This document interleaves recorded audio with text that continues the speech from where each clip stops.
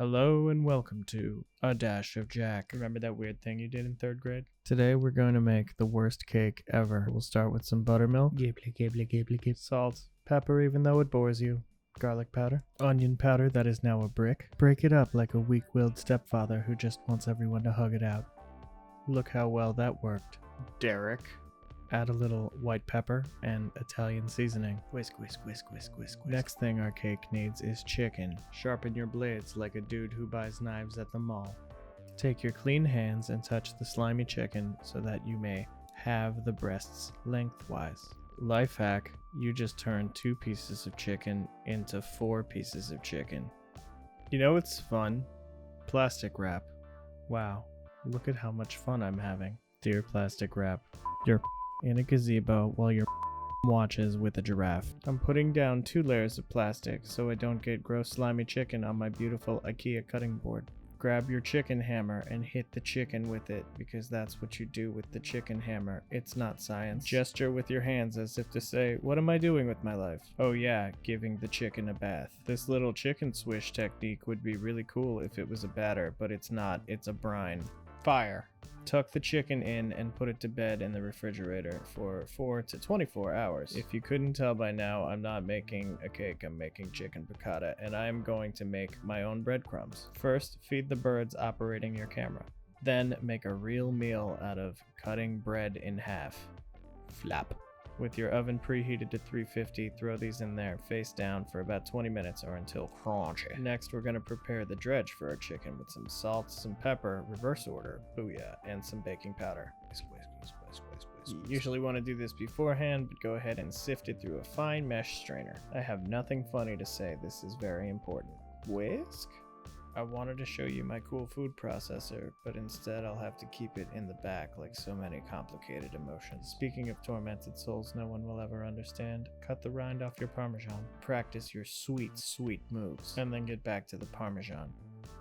This cheese thought that it was going to get away from me. It was wrong. Cheese police. Fill a pot with water. You're gonna need it for potato corn gold. Stop everything that you're doing to find a bag of popcorn that expired in 2017. Put it in the microwave and hit the popcorn button. You can really taste the fact that this popcorn bag has survived 2 apartment moves. I hope you like extra kernels. You know what'll help this garbage? A little extra something. Get out of here with your little grubby little rat hands. Do you know what you need for roast garlic mashed potatoes? The will to live. I mean, garlic. Roast garlic. Put it in foil. Set the oven 425 and put it in there for 30 minutes.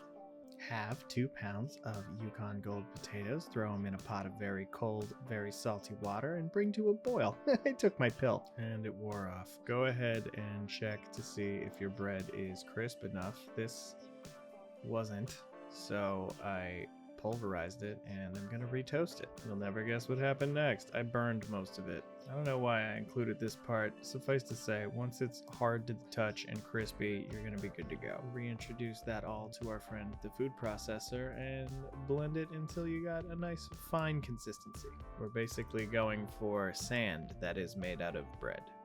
Season it with a little salt, a little pepper, a little dried basil, and a lot of garlic powder, some Italian seasoning to bring it all together. If you want, these breadcrumbs will hold for a few weeks just on their own, but I'm using them immediately, so I added Parmesan to the mix. Knife slap the butter into the pan and then melt that down and get a good toast on it. It's time to make our sauce, so let's add some flour to start a basic roux. Season generously with pepper and salt and kick it all around together. You know what time it is, Linda in HR. It's white wine time. I'm using a Sauv Blanc. Smack your garlic with the butt of a knife to get them out of their skins and throw them in a garlic press, which sucks. I hate a garlic press. I need a better garlic press. But enough about me. Let's get back to this sauce. Let's kick that garlic around with the roux, and it's wine time, Linda. I like to do my wine in bursts because it gives the flour a second to absorb this wine, let some of the alcohol cook off, and then add another splash until you get this nice paste. I hate you, garlic press. I hate you so much.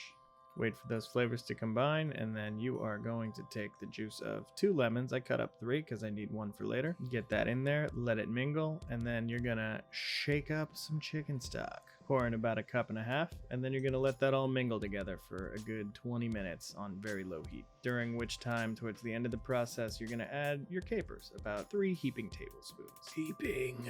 Last but not least, for a little body, you're gonna add some heavy cream and whisk it until you get the right color. I'm colorblind. You're gonna want that to coat the back of a spoon. Let's take a break from learning for a minute to add a whole bottle of canola oil to a Dutch oven. Let me clue you in on something I learned about roast garlic after this video. While delicious, it's very hot and it's very sticky. Like I said, it's very hot and it's maybe you'll learn this time. Yay. I decided to go the paper towel route, but in the future, I would probably just let it cool. Mash it up with a spoon, and you're done.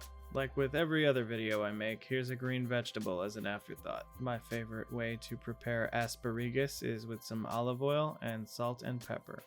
Pretty simple. Roast it in the oven at 425 for about 15-20 minutes. I like my asparagus a little charred and a little crispy. We're almost ready to fry our chicken, so let's go ahead and showboat our way into a little egg wash here. Whisk that together. Did I mention to get the oil going on medium-high heat? I think I forgot that part, but do it. I'm the funniest guy at the office. Touch the chicken with your hands. I know. In a perfect world, I'd keep one hand wet and one hand dry, but I got a little excited, so I got flour all over my fingers. Some dude online said it's important to let the flour mingle with the chicken for 15 minutes so it can absorb the moisture, so here I am having a mental breakdown. Once boiled for 10 minutes and soft to the touch with a fork, the potato congo are ready to mash. Practice your sweet moves again. That's okay, Slugger. You'll get them next time. Half and half, the Lenny Kravitz of dairy. Add some to your potatoes along with 2 tablespoons of butter. Mash together until smooth. Once smooth enough with some lumps, go ahead and add that roast garlic back into it. Take a fistful of Parmesan and add that too. Why not? It's cold outside, so let's give this chicken a nice thick coat of breadcrumbs. I really wish that I had taken the time to learn a second language. I really regret not ever having paid attention in Spanish class. I kind of just learned the words, but I never really... And 5 minutes later, you're going to pull it out, and it's going to be crackly good. That's thanks to the baking powder that you got in there. I'm letting it cool on a drying rack so it can crisp up, and then I'm going to finish it off in the oven at about 400 degrees for, say 5 minutes. The asparagus is done, but who cares? Let's finish it off with some lemon zest. And you're ready to plate. Let's get a nice soft pillow of mashed potatoes for the chicken to rest its head. Ooh, there you go. And a nice blanket of piccata sauce. This took me 3 hours. Yeah. Oh, thank God it's good. Okay. All right. Good stuff. Thanks for stopping by. Be sure to like, comment, and subscribe. And try this dish out for yourself if you want. The last, most important step is to be a little sauce goblin and to take the sauce with you wherever you go.